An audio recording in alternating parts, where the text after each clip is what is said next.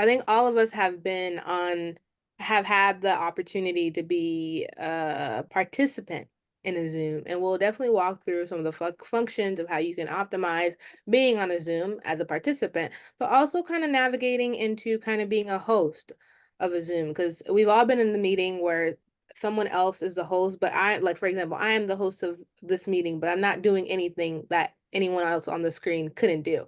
Like, it is no secret to, hosting a Zoom. So I'm gonna make sure everyone after this class, everyone feels comfortable in doing that. And also, I think a huge key to hosting a Zoom meeting, the success to it is having other people who can help support hosting the Zoom. So we're a small group, so just me hosting it, that's not a problem. But for some of the larger things that TPF does, there's more. We're happy that you are able to join us. I was just going through the intro of how important it is that every TPFer knows how to do the Zoom basics, because the secret to success when it comes to hosting a Zoom meeting is that it is not a solo job, but it really is collaborative to make sure that everyone's having a great experience.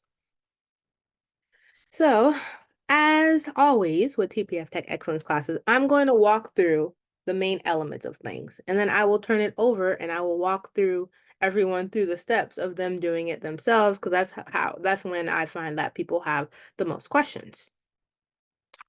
So a lot of times people don't see this part of the Zoom, but this is a really important part of the Zoom, especially if you're going to be creating Zoom meetings.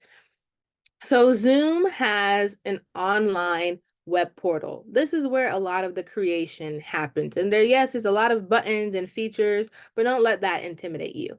By default, whenever I'm already signed into mine, but whenever you sign into your Zoom, it's automatically going to go to this meetings tab. If we start really from the beginning, profile, if you want to set up your Zoom profile the way you want to, you're going to go to the profile tab, add your time zone, your language, any other thing that you want. This is really how you customize it. Change your password if you want to. But by default, whenever you sign into your Zoom or whenever you log into Zoom, by default is going to go to this meeting tabs. This shows me all the Zoom meetings that I have coming up, that I have scheduled that are coming up. And it lists them in order according to date. If I want to see the past Zooms that I've scheduled, I go to previous. This shows me my personal Zoom room. So something that's really important to know, you can have Zoom generate a random ID for you, a random room for you, or you can use your personal Zoom room. I like to think of the difference. A random ID is like, sometimes you'll go to the store, you'll wait in line, and they'll be like, grab a ticket. It's a random ticket every time. Like if I leave and I come back in 5 minutes, I'm going to get a new number. Same thing if you use a random Zoom ID. It'll give you a random link, a random ID, random password every time. Versus your personal Zoom room, it's kind of like an assigned parking lot or an assigned office space. This is your Zoom room. It's always going to be the same number. It's always going to be the same passcode unless you choose to change it. So this is my personal Zoom room. For a majority of my Zooms, I try to use my personal one because so it's the same number and the same password every time. And that's just less confusion for me. But you don't have to. These three are really the main ones that you're going to be going through, really, especially the upcoming and previous. What do you have coming up that you've scheduled? What already happened? And if you ever need to refer to what is my personal Zoom room again? It's almost like what's my driver's license number or what's my social security number again? This is how you can refer to remember in case you forget.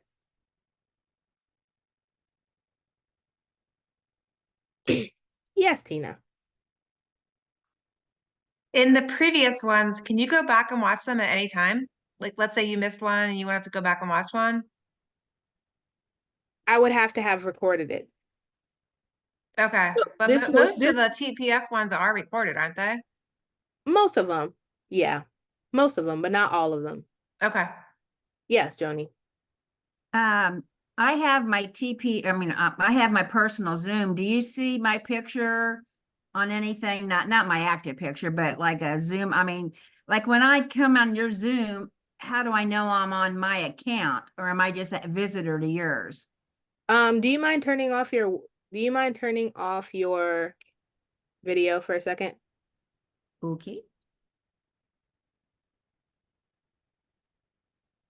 Okay, and then turn it back on. So a lot of times it's your picture, Joni, so you probably can't see it, but like I can see your picture. Like Oh for yeah, I example, just saw that. Okay. yeah, okay, you did see it. Yeah, that's how you know. Sometimes people will have different pictures for different accounts. If you didn't have a Okay. picture, it would have just said JH for Joni Hansen. But a lot of times Okay. it's whatever picture you have associated with your um profile, that's what will appear when you stop your video. Okay. Oh yeah, this is my personal one, Sparkles Consulting. Oh, I see. Yeah. Oh yeah. Okay. Gotcha. Yes. Sparkles. That's cute. Sorry. Lindsay? So to kind of piggyback off of Tina's question with your previous, so when they are recorded, I know a lot of times you guys send them out in an email.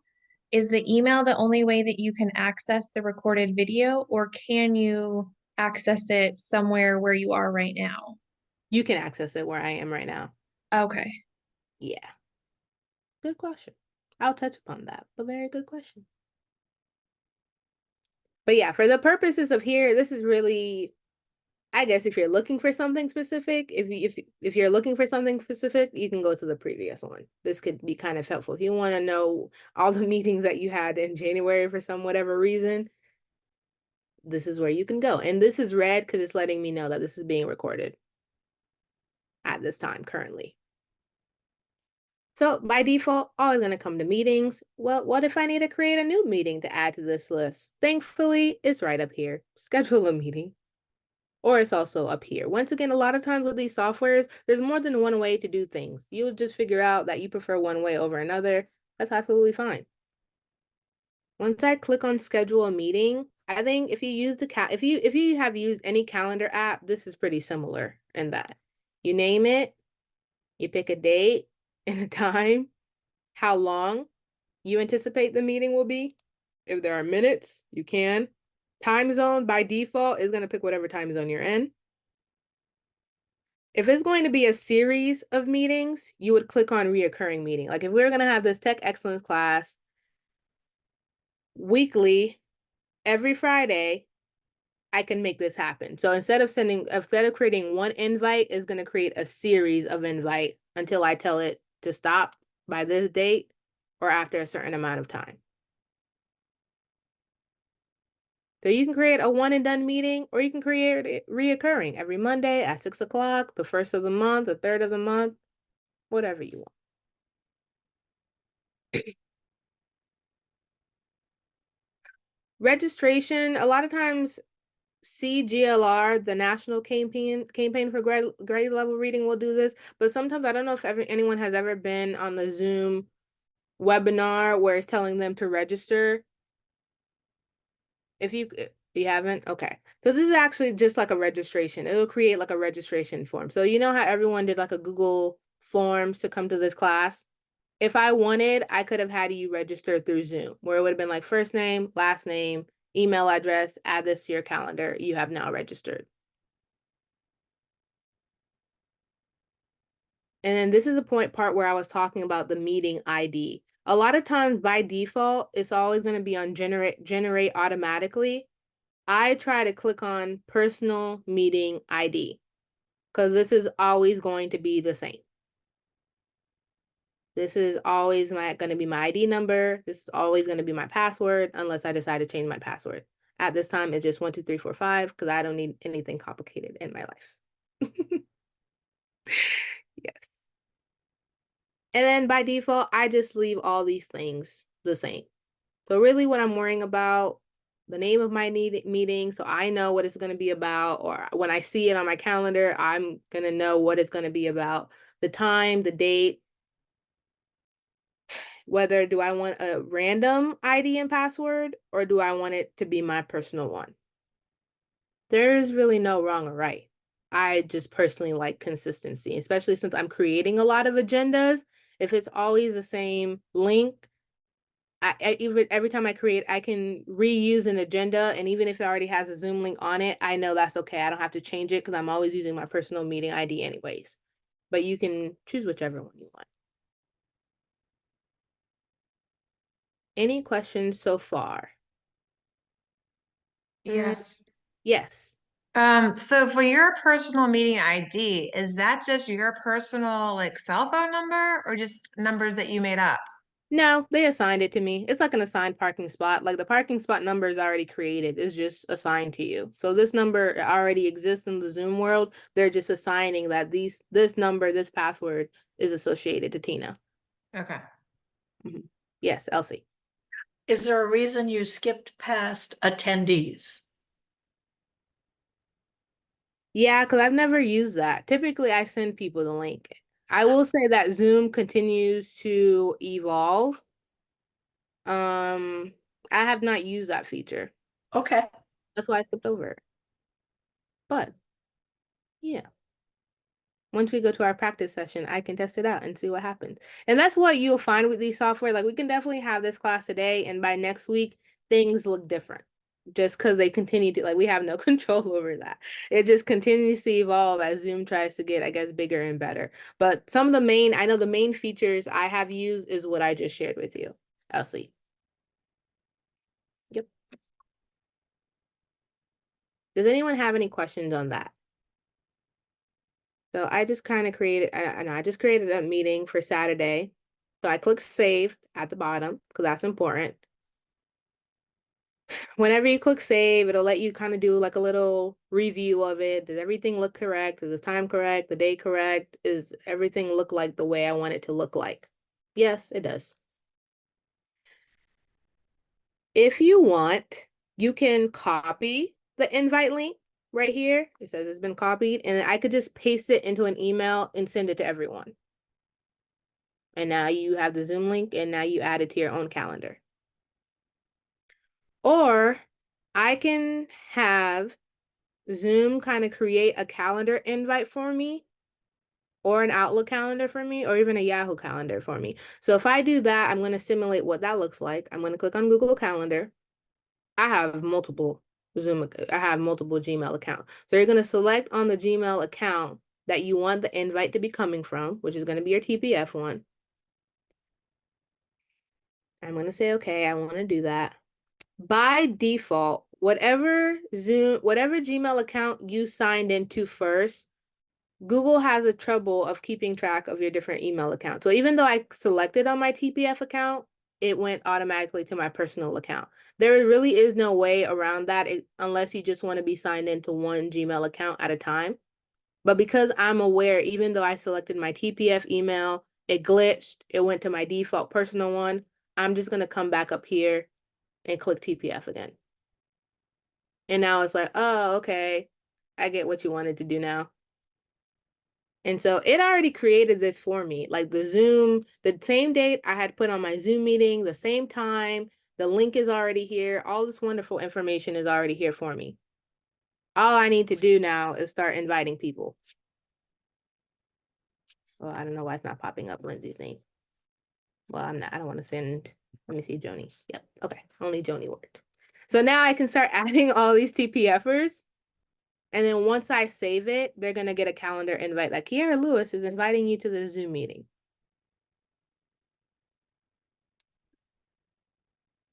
So I can just copy the link and send it to Lindsay myself via email. Or I can have Zoom create a Google Calendar invite for me. Then all I have to do is add people's emails and then they'll get the calendar invite. Once again, keeping in mind that we will walk through this.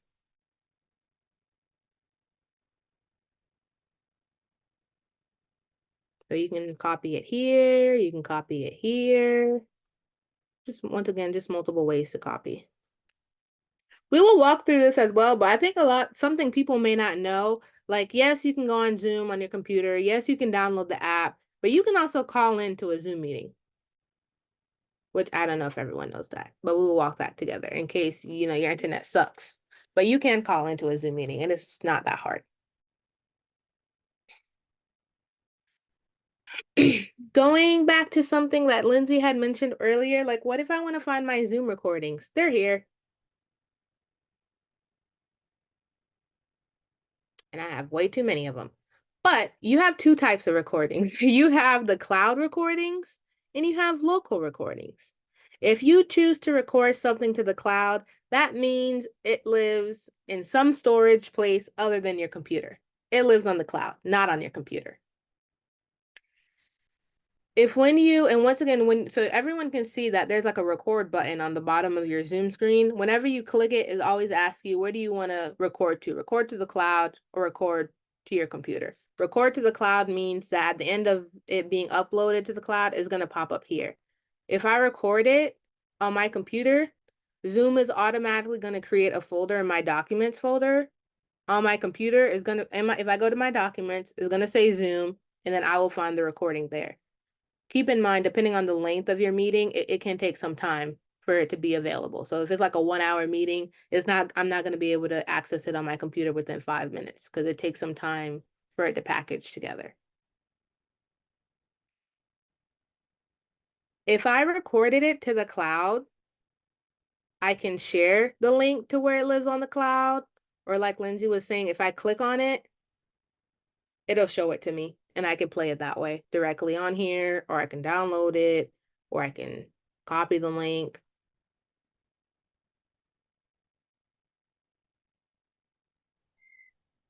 Like when you guys sometimes say like, oh, the official meeting starts at minute 2 minutes and 36 seconds, is there a way to like annotate in those recordings so when people look at it, they could see that? I do not believe at this time that it can be annotated. Okay. A lot of times, I know, I pay attention to how long it took us to do the question of the day. Mm-hmm. And then I can be able to tell you that, oh, it starts at 6 minutes. Like the real meeting starts at 6 or 7 minutes. If I uploaded this to YouTube, then yes, I would be able to annotate it. Okay.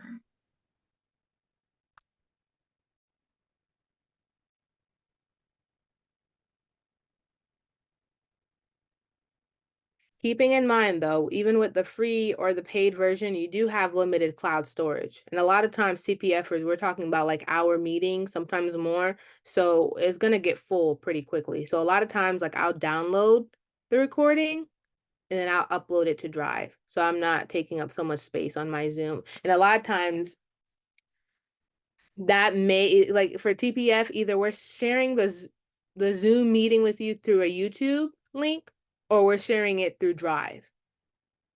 Only because after a certain amount of time, like our Zoom is going to get full and we won't be able to do recordings anymore. And if it's saved locally on your computer, I won't be able to open it from here because it doesn't live on the cloud. It's just letting me know that this is how many Zoom recordings that I have currently living on my computer in the Zoom folder on my computer.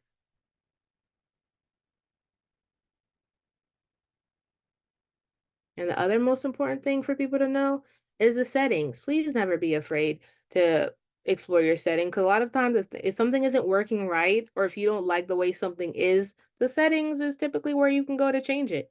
I would like to point out some of the main setting features like the waiting room. Most TPF meetings will have a waiting room. Whereas like I can see who's in the waiting room and I have to let everyone in manually.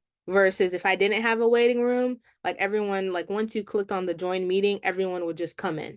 And if I'm not ready, then well, now I have to deal with it because everyone's here. So the waiting room is helpful because it gives you a couple of minutes or so to get yourself together.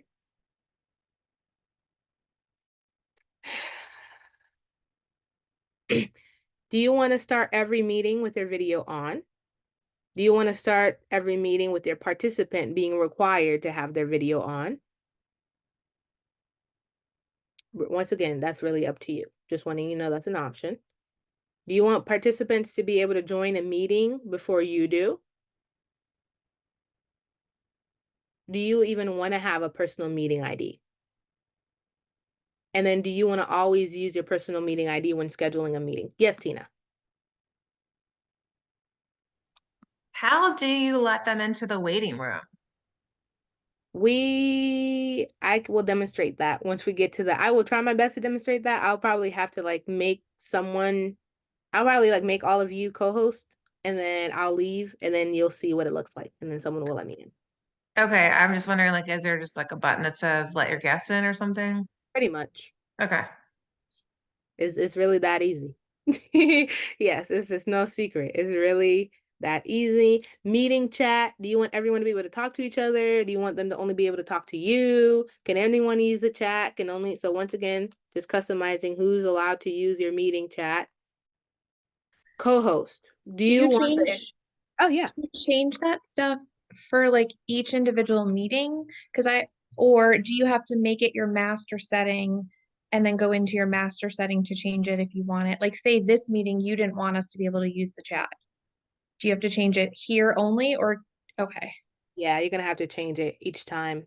For the okay. most part, I try to just keep it consistent. Mhm. Just try to keep it consistent because you don't want to be happy coming here every single time to change things. But you can. If like you really have a meeting where you don't want everyone to start chatting, you can come here. I know Okay. they've created like on when we're on like our Zoom screen, they created a couple of shortcuts to where you can change those things a little bit more accessibly. But a lot of times your main controls are going to be here, Lindsay. And then screen sharing is another big one because sometimes you'll tell someone to share their screen and they're like, I can't. You'll be able to give them permission during the meeting, but if in general you want anyone to share their screen, this is where you would change that. Those are really the main ones. And then you can explore the other ones as you come along. Really, this is just personalizing it to make it your own, but nothing to be afraid of. So this is the web portal. When you have Zoom downloaded on your device, you'll have like a basic version of this. Like you'll be able to schedule a meeting and do some other stuff, but you won't have like this full access of controls like you do online. Does anyone have questions on that? Okay. Now I am going to have people go to access their Zoom meeting web portal online, please. Because I'm gonna walk you through some stuff.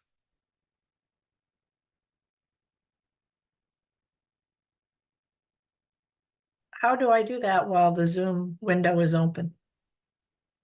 Okay. Question for you, Elsie. Do you use a Mac or do you No, use Windows? Windows. Okay. I'm going to try to simulate this. If you try hitting escape. And for those who are able to go to the Zoom, once you get to meetings, I want you to go ahead and schedule a meeting for like Saturday. So you're on mute, Elsie. Okay, yes, it went to like the smaller view. So Okay. now I can see what's behind it. Thank God. Sometimes it's really that easy as hitting that. For some, just depending on what version of what computer you're on, it's not that easy, but that is your secret weapon. Whenever someone is sharing their screen or Zoom is taking over, hit escape and you will be able to move things around. Okay. Awesome. That's wonderful.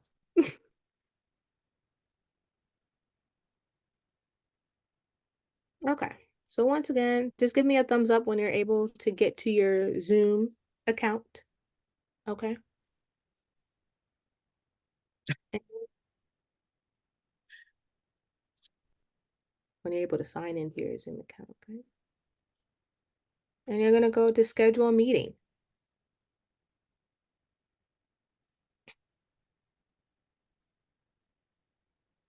And give it a name because you don't want all your Zoom meetings to just say my meeting. That will get really confusing. You're gonna show up to every Zoom not really knowing what you're gonna be talking about, which is not ideal. When it says like down the bottom, it says video and then it has host on or off, participant on or off. What do those Always, options mean? always on. When you start the meeting, do you want the host video to be off? Do you want all participants video to be off? Oh, okay. Yep.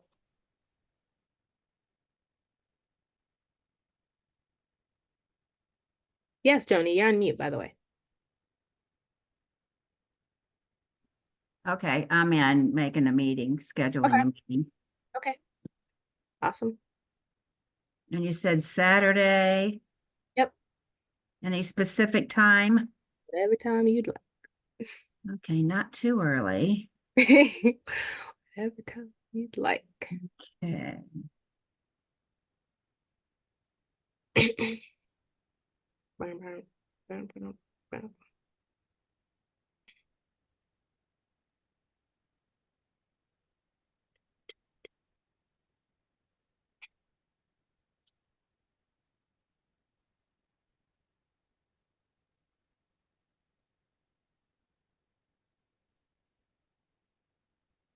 Yep.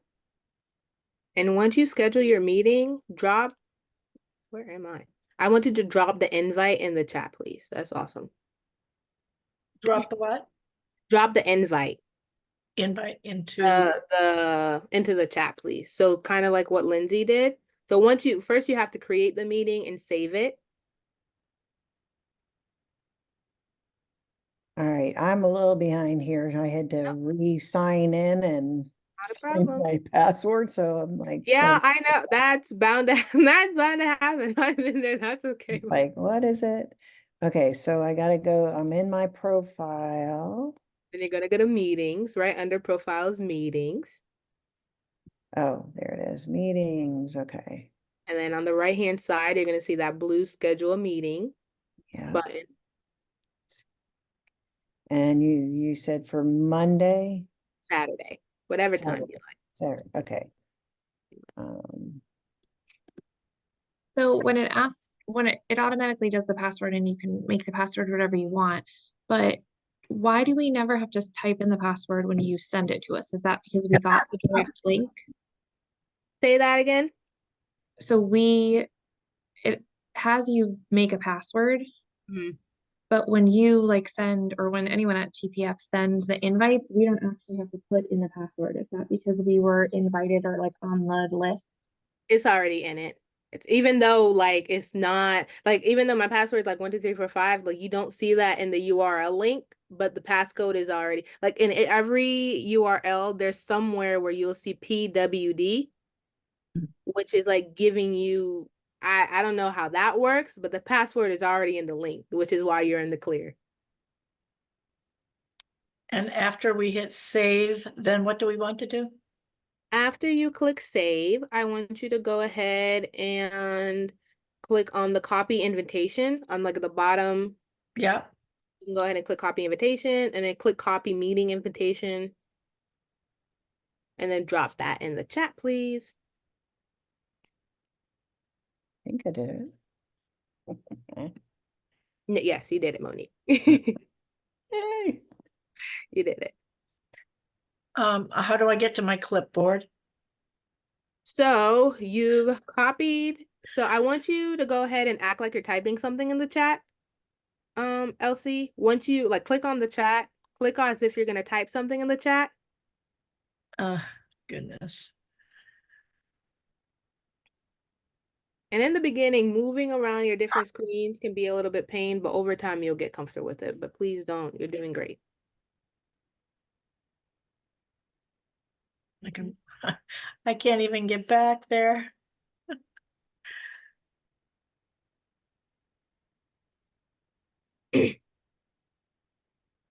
And while Elsie is doing that, I want everyone to schedule another meeting, but this time it's going to be reoccurring. I want you to make it like the first Saturday or the third Wednesday or whatever sequence you want. I can't even get back to your Zoom call. I can hear you and I can see only your picture in the top right corner. Very weird. You said you can only see my video? I can only see your picture in the top right hand of my screen. Oh, wait, I found you. All right, Found so it? now you said to, Go to the chat, please. okay. Goodness gracious. All right, in the chat, And are you on a laptop or a desktop, Elsie? it's a laptop. If you either right click Oh, or wait, if you, I think it did it. yeah, it already copied it for you. Now all you got to do is paste. Okay, I got to do is paste and then click enter. okay. There you go. Thank That you. very welcome. That's it. And now we're going to create another meeting again. So we're going to go back to your Zoom, Elsie. And we're going to create another meeting. And remember to create another. Come on, internet. My internet is slow. It's blinking. So this time, once you put, so under time zone, make sure you click on recurring, I like to say reoccurring, but reoccurring meeting. That's an interesting word. Yep. So make sure to, whenever you're creating a series of meetings, make sure to hit that reoccurring check mark, and then you can create whatever series you want. Yep. Yep.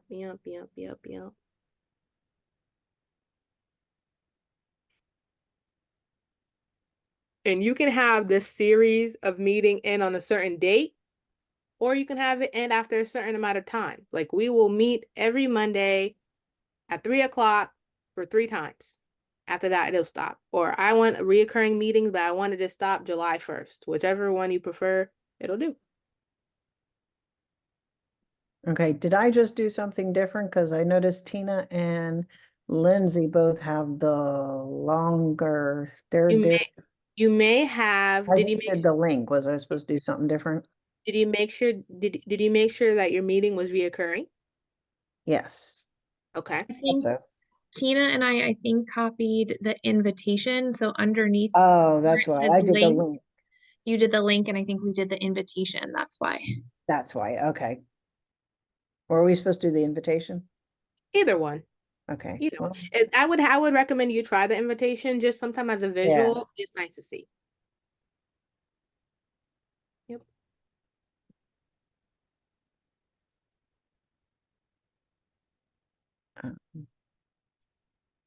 And then when everyone has a chance, I want you to click on Joni's link because Joni did like a registration on hers. Just if you haven't done a registration, had to register for like a Zoom meeting, I just so everyone knows what it looks like. I got extra. Didn't mean to, just did it. But for most TP, the only, I think that I've only really seen the national campaign for grade level reading. Use that typically at TPF. We don't use the register. Okay, yeah. We have people register through Google Forms just because we ask a whole bunch of questions beside just your name and email address. It's like, what do you hope to learn? What are your takeaways? What are your this? And I can't necessarily ask those questions as you're registering on Zoom. Now, when we send it this way, the only way to actually get it on our Google Calendar is to send it through Google. But when we register like that, will it save it for every one that you scheduled? It'll let you select which one. For example, if we were registering, it would be like, what are all the dates you want to register for? And then it'll allow you to add it to your calendar. Okay. So with everyone able to create their series of meetings. Okay. Now, since I do not want to bombard your Google calendars with these fake meetings, I want you to go back to your Zoom. We'll go back to meetings, the meeting sessions, and we're going to find the meeting that you created for Saturday or that you scheduled for Saturday.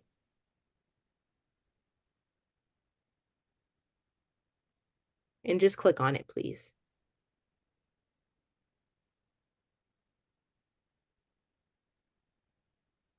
Was everyone able to successfully find their Saturday meeting? yes. And you I'm want us laughing to what? because the one that you had us do make the calendar invite for like a lunch. I made it at the Patterson Foundation and it popped up and I was like, oh my gosh, I have this. What's happening? It took me a minute Yeah, to realize I what was was happening. I was a little bit worried about that. I'm like, am I gonna start freaking out thinking that all these calendar invites are like real meetings, and like I felt like I was gonna go through the same thing, and I'm like, no, it's okay. It's not a real See? lunch. So you said to delete Saturday's meeting? No, click on it. Click on it. Oh, okay. So are we going to our calendar now? No, we're still Oh. on Zoom. I mean, yes, we're gonna get there, but for right now, make sure you're on the Saturday meeting that you have scheduled. Okay.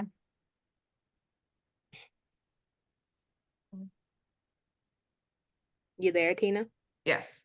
Okay. And while we're also here, something that's also good to know, on the bottom, you should see the option to delete the meeting in case like you don't want to have it anymore. So that's something good to know. And let's say you messed up, because I've definitely had that happen where it's supposed to be a 3 o'clock meeting and not a 2 o'clock meeting. This is where I could, if I click on edit, I'll be able to change the time and kind of start all over. Because that happens. Now we are going to practice adding it to our calendar. So we are going to click on, and this works on Outlook as well, but a majority of us have a Gmail account for our TPF work. So you're going to click on where it says add to Google Calendar. You're going to click that.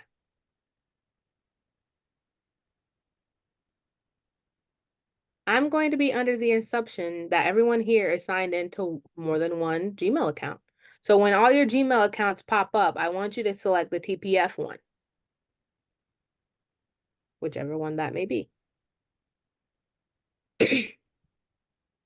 But know that when you're signed into multiple Gmail accounts, Google has a hard time remembering which one did you want me to put the calendar invite again?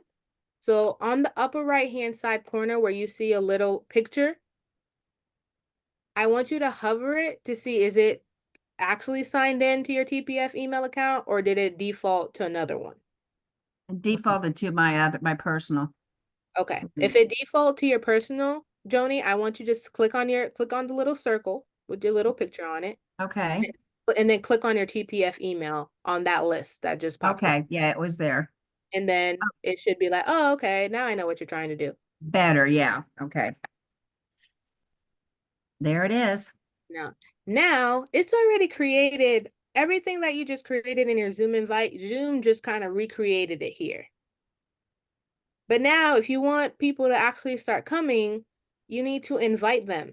So on the right-hand side where it says add guest, Mhm. hopefully, like if you type in my name, my email will appear and you can add me. Yep.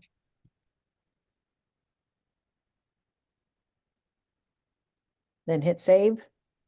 Yes, ma'am. It's safe. Where was that at? On the right-hand side, Joni, there should be a section that says guest. All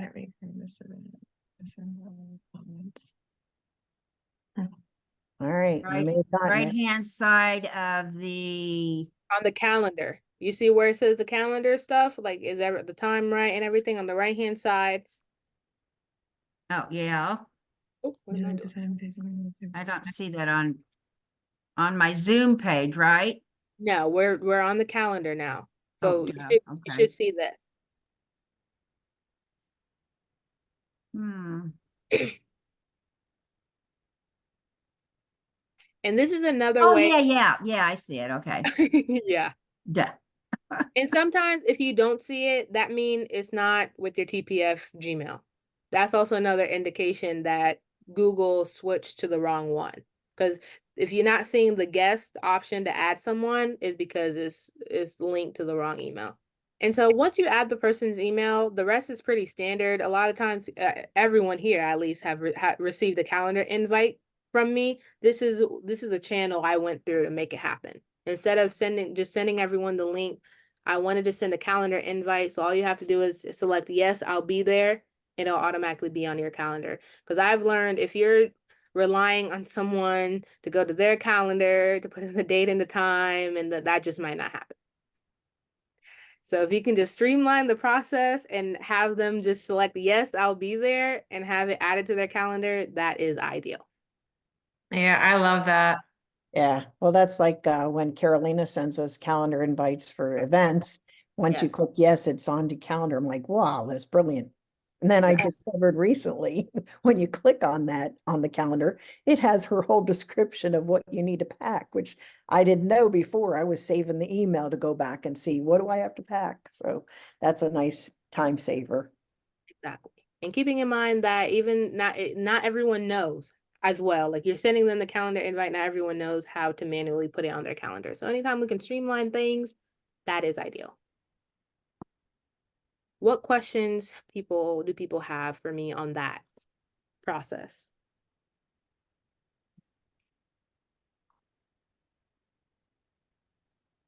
I have found let me know if there's an easier way.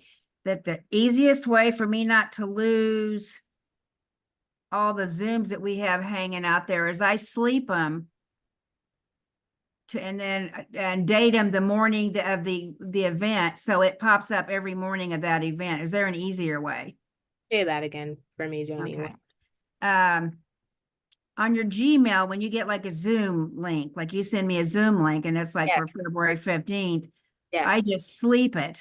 There's that little clock up on the, instead of mark as unread or whatever, you can hit the little clock and it'll sleep and you can pick whatever day you want. And then the morning of the event, it's right there waiting for me. It's not like, oh my God, there was that link that Kara sent me. So I'm, searching by Kara and looking at every Zoom link you've ever sent me till, Christ was born. So,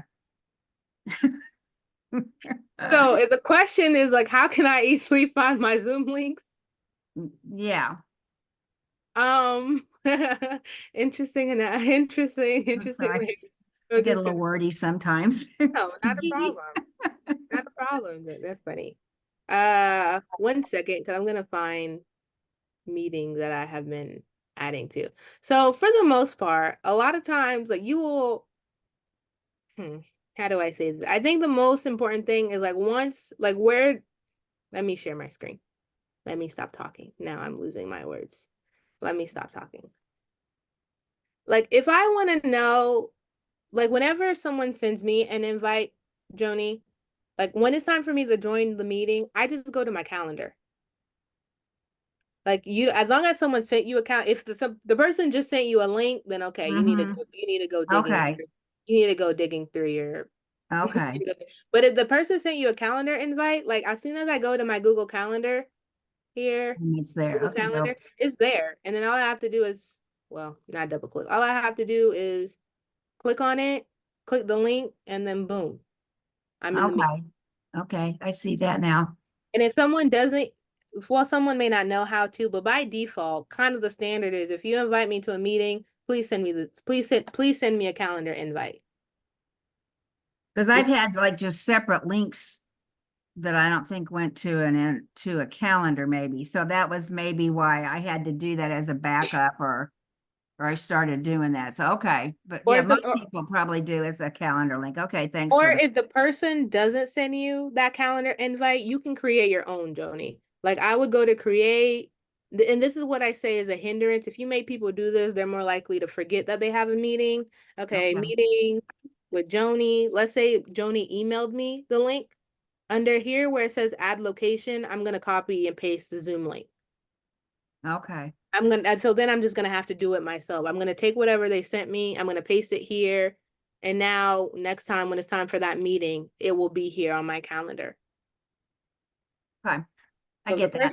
if the person doesn't make it for you, then you kind of make it yourself. But you definitely don't want to be digging through your emails trying to find what's that Zoom link again. So instead of you putting it to sleep, what you can do that, but just know putting it on your calendar yourself with the link is another option. And that's all usually done at 5 minutes till the meeting starts. So panic sets in and makes it even worse. That we do. Have we all had that feeling before?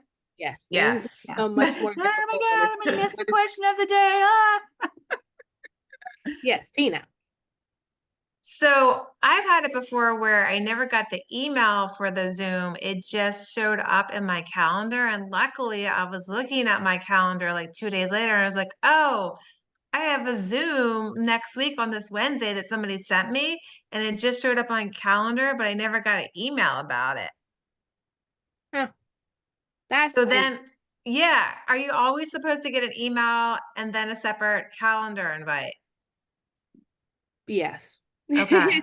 By default, yeah, I do know there's a feature where where the person, because usually like when I send an invite, for example, if I create an invite, I do test, and then I add guest. I'm just gonna do Joni because that's the only one it wants to recognize. When I click save, it says like, would you like to send an invitation emails? Like if I select yes, then you should get that email. But I guess if I click don't send, it's not going to happen. But best practice is I definitely want you to get the email so that you know it's coming. Yeah, because otherwise you could miss it if you Yeah. weren't looking at your calendar, Yes. like what's coming up. And then I did see it, and then I did click yes that I was going to attend, but I was like, oh my gosh, I almost missed that. Yeah. So, Yeah. part of tech excellence is also sharing like what are best practices. Best practices, definitely send people a calendar invite. And if you forget, let's talk. Cause we definitely want it automatically to be on people's calendars. When you invite someone and it's like, do you want to send them an email? Select yes, select send so that people know it's coming and something will be added on their calendar and so that they can actually make sure that they show up.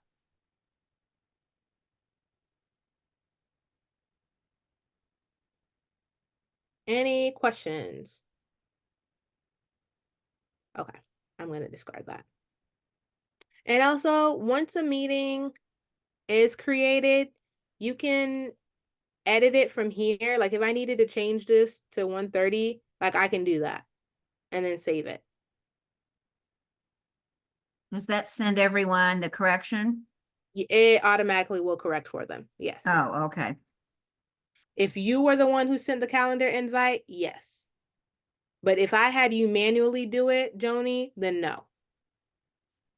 Okay. So when I add a guest to this calendar invite, any change I make to this invite will change for me. It will change for them. If I have everyone manually make their own, then any change I make, I'm gonna have to email them, be like, hey, Lindsay, it's not at 2, it's at 2:30. And then she's gonna have to go to her calendar and change it herself. Oh, okay. Once again, why it's best practice to just send the calendar invite because the changes will be happening automatically for everyone as they come about. Questions on that? Once again, to make a meeting, meetings, schedule a meeting. And then the next part is for you to share the link. You can do it through calendar. If you want, you can just copy the link and send it to people as well. Best practice, please use calendar. Please use calendar.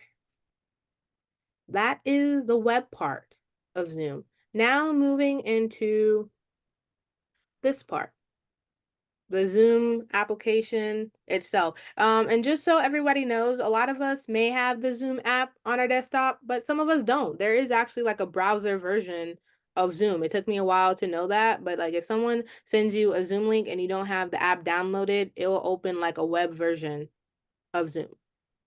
Just something to know. Like you don't have that, you don't have to have the app downloaded on your desktop. Now, I want everyone, do we have an even number? No, not really. I want everyone to rename someone. Well, first, I'm getting ahead of myself. I want everyone to, we all have our little Zoom boxes. Can everyone see themselves on their Zoom? Mm-hmm. No. On the upper right-hand side of your Zoom screen, Tina, and for everyone, does everyone see where it says view? Yes. Okay. In that little menu, I want you to click on view, and in the menu that pops up, Tina, you should see it says something something self view. I don't know what it says for you because mine. Yeah. So turn that on. Okay, now I see it. Okay. Now you can see yourself. For those who don't want to see yourself, then you would click on hide self view and you wouldn't see yourself.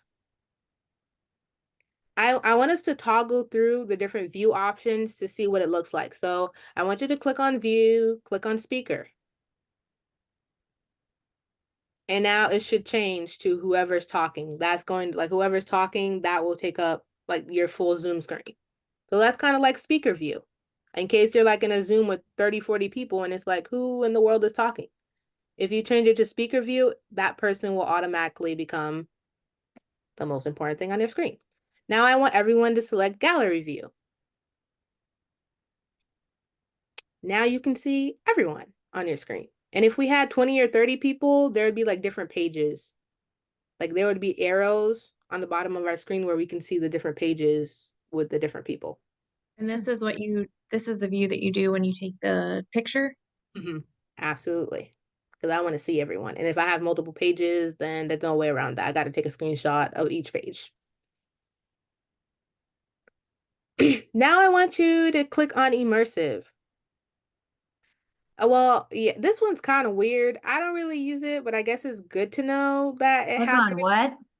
When you go to view, Joni, Yeah, well, let me know if you see immersive view. I do Sometimes, I not. don't see it. No, that's okay, why I'm, depending on whether you have the free version or the paid version or what version of Zoom you have in general may determine whether you have this, but I'll show you what it looks like. It's weird. I don't really understand. I mean, I do, but this is immersive view. oh, I look like a head. That's No. cool. I mean, like we can change where we're at. Like this is a Yeah, really, I mean, I get it, but this is that's funny. This is like a guillotine, Oh, like Marie Antoinette. oh, that's so funny. so like if you want to kind of get like an immersive experience, like you can change Oh my it. gosh, that's funny. Um, so yeah, that's immersive view. Can we go back to speaker so we can see how it pops around as different people talk? Okay, yeah, sure. So everyone, let's put it on speaker view. And maybe just everyone take turns saying your name. Monique, hey. Sparky. Hi there, I'm Tina. I'm Lindsay. Me? Hello. Hi, it's Elsie. You might have to go again, Tina, only because it was competing with someone else. Hi, I'm Tina. There you go. Hi, I'm Hi, Joni. it's Okay. Elsie. Oh, Wow, that's cool. So that's speaker view. If you're in a large meeting and you're trying to see like who's talking, just go up there, change it to speaker mode, and that person will become front and center. Now I want everyone we each have our little boxes, our little square. I want you to kind of hover on the upper right-hand side of your personal square. And you should see 3 little dots appear. Kind of hover on the upper right-hand side of your box where you see yourself. yeah. Click on the 3 dots and you will see like a whole bunch of menu options appear. Like whenever you need to control something that has to do with yourself, this is one of the places where you can go. If you need to mute your video, you can do it from here. If you need to stop your video, you can do it from there. If you need to change your background, you can do it from there. And then you can also do something called pin in Spotlight. If you pin someone, it will make them the center of like your Zoom screen. Just you. Versus if you spotlight someone, you're going to change it for everyone. So if I spotlight Lindsay, Lindsay will become, well, I can just do that right now. Am I spotlighted? Versus myself, I was not trying to do myself. Now it's Lindsay. So I just spotlighted Lindsay, so that's why Lindsay is front and center for us. So if I had just pinned her, it would have just been for my personal view. But if I spotlight, I'm changing everyone's view. Okay. I will take you off spotlight now. So I want everyone to click on those 3 buttons on your, like, go back to your little corner in the upper right-hand side. I want you to click on choose virtual background. A little menu will pop up. It will have some default ones already provided. I want you to go ahead and change your background.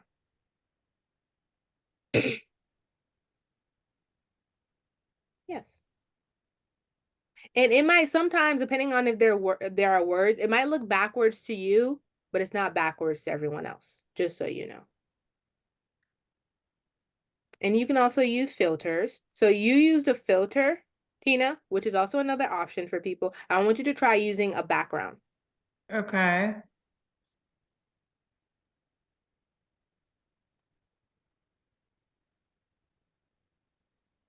So wherever you chose that filter, like up above it, there should be little categories. One of them should be virtual backgrounds.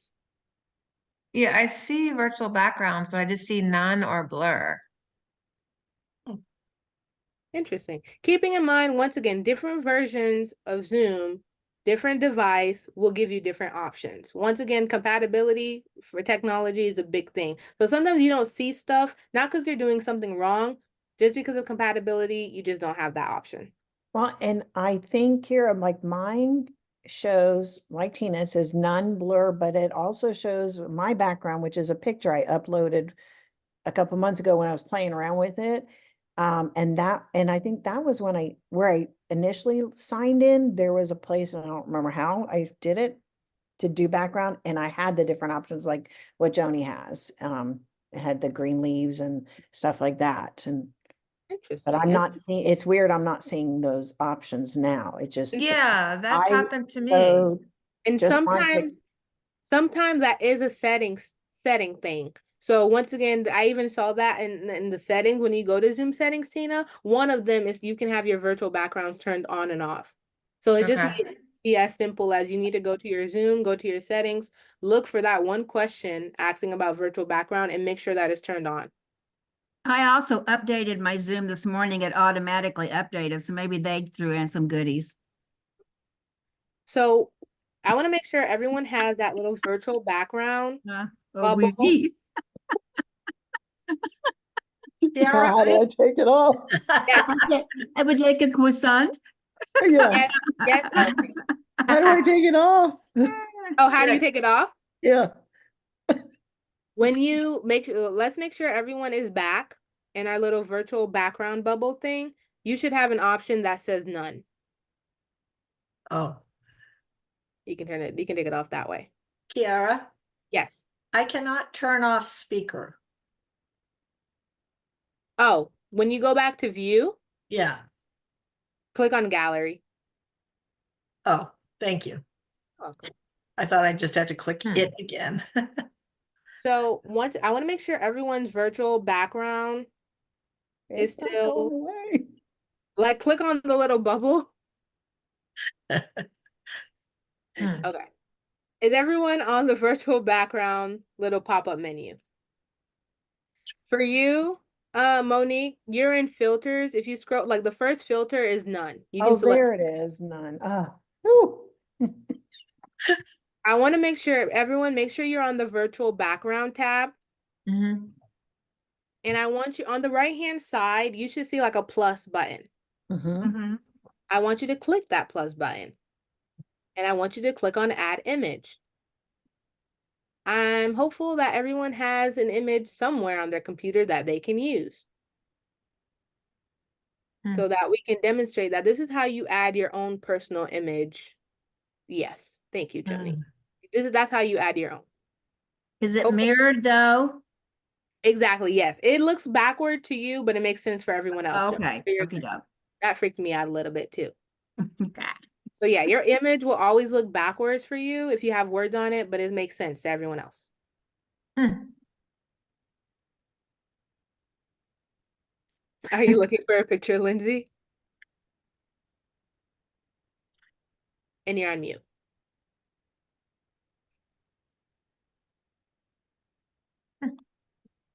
And then once again, if you want to remove it, you just click on none and it'll go away. Mm, no.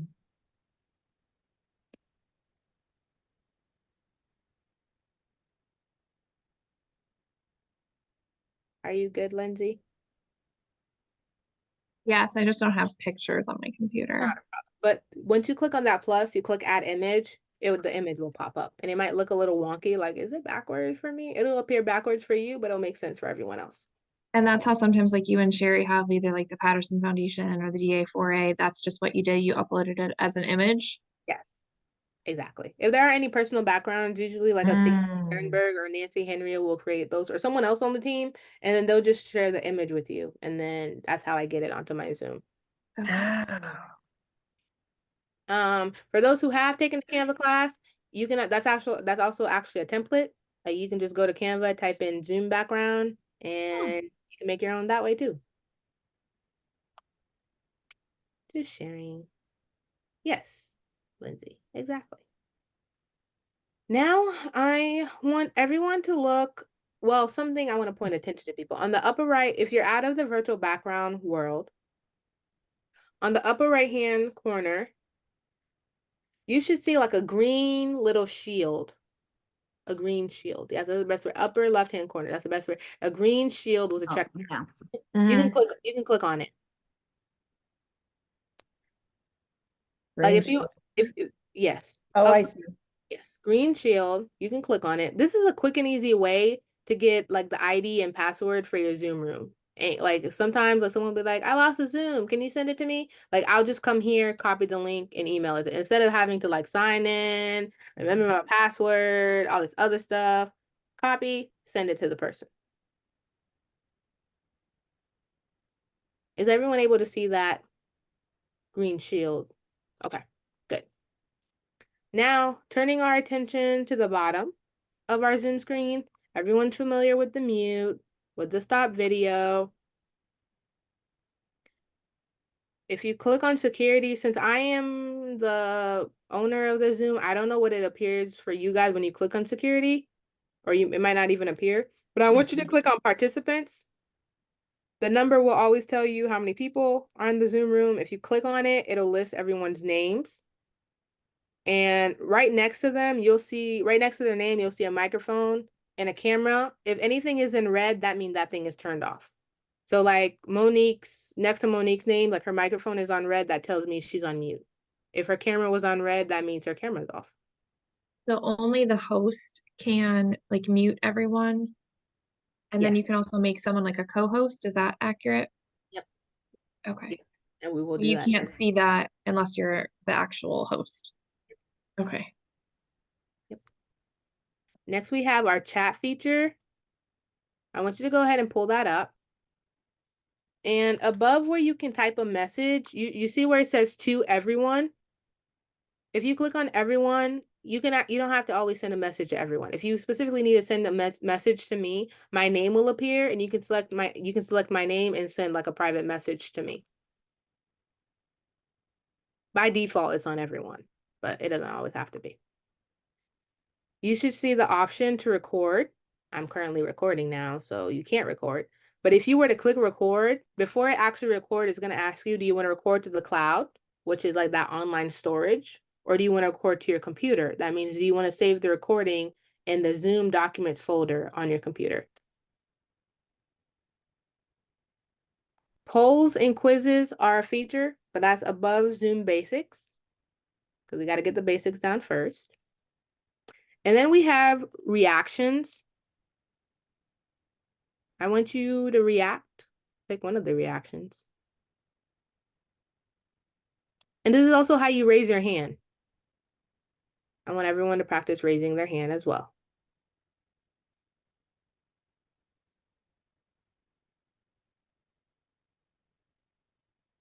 And the same way you clicked raise your hand, if you re-click it again, it'll allow you to lower your hand. But now I just learned that Zoom has a feature where it will lower your hand for you after a certain amount of seconds. That's new.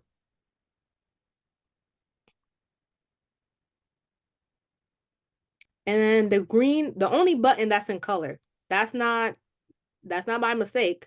Just so you're very clear when you're clicking on it and selecting it, is share screen. I want everyone to click on when it says share screen. And a little pop-up menu will appear. If you have multiple screens open, it'll show you like a little preview of those multiple screens. The first one is always going to be your desktop. If you select that one, I'll be able to see everything on your computer desktop.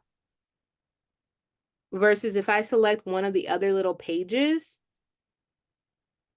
then all I can see is like if you have Google open, if you just select that Google page, all I can see is your Google. And then does everyone see that little blue share button? You don't have to click on it, but once you click share button, that's when it'll actually share for you. But on the bottom left corner of this pop-up, you'll see where it says share sound. Optimize for video clip. By default, because sometimes I never know exactly what I might be sharing, I always select those two. Share sound is really important if you're sharing a video. If you don't select that, once you share your screen, the person will be able to see the video, but they won't be able to hear it. And then optimize for video clip. If I don't select that, they may be able to see the video, but it might be a little bit pixelated or blurry for them. So if you ever share your screen and they're like, I can't hear it, then you just unshare and then reshare again, but make sure you check that sound button. It's as simple as that. And people are very patient, so they'll give you time to figure that out. Now I'm going to make everyone here co-host. How did I make you co-host? Well, I just clicked on those three little buttons next to your name, and it gives me the ability to make you a co-host. And now it's telling you. So keep in mind, whoever is the host has like essentially all the power. But if you're a co-host, you still have a lot of power too. Now I want you to kind of like hover your cursor on the upper left-hand side of someone else's screen. And you should see the ability to rename them.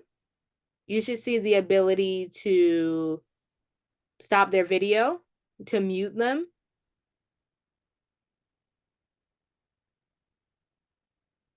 You're on So mute. if Tina's getting mouthy, we can stop her.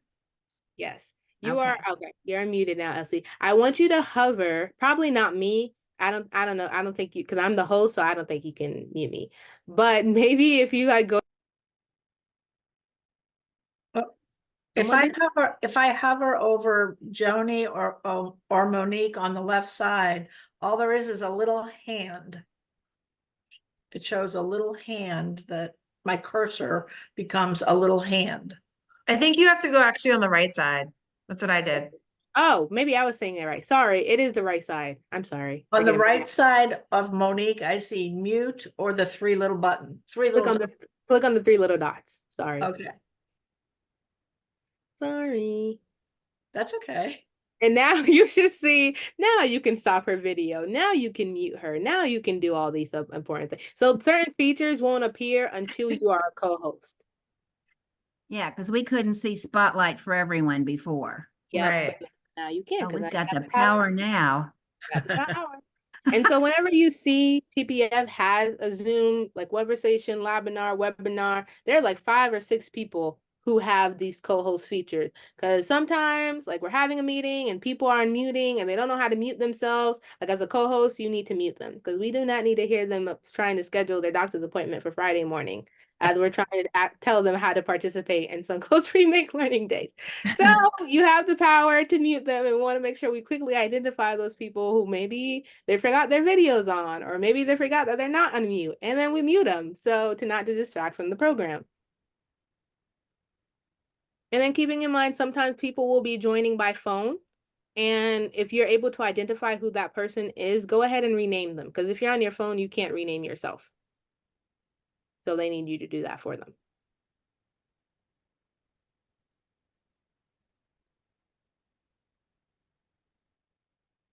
And once again, how I made everyone a co-host is I just went to 3 little dots next to their name, and then it lists, make this person a co-host, and I did.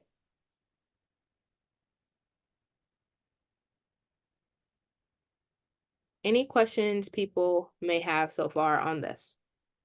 So like I went to Monique and mine doesn't say make this person a co-host. Yeah, she already is. Oh, okay. She Who's already is. not? I want to try it. We all are. Oh, everybody is? Okay.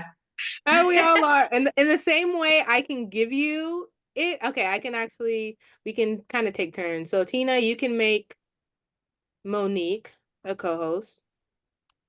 Whoa. And Lindsay, you can make Joni a co-host. And then we'll do it vice versa.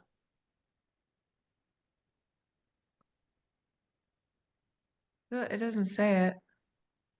And if that's the case, then only the host can make people co-host. Yeah, it doesn't say it. Oh, okay. Only the host can make people co-host. So that's, I Okay. guess, it's one of the differences between when someone is a host and a co-host. So I can make people co-host, and then they can do pretty much everything that I do, but there are small nuances of things co-host people can't do. So you would have to, for example, now you should see it. Now I want you to go to like Monique's name, and now you should see it, Tina. Yep. Okay. Okay. Now you need to hover over my name and make me back. And make me host back. Keep it. Don't let her in. You need to make me host back. Who I do? Yeah, you need to hover next to my name. Those 3 buttons. This would be very bad if Tina was like, "No, I refuse to give you back." You're getting a little nervous. Make host. Tell her Yes, it's a head rush. yes.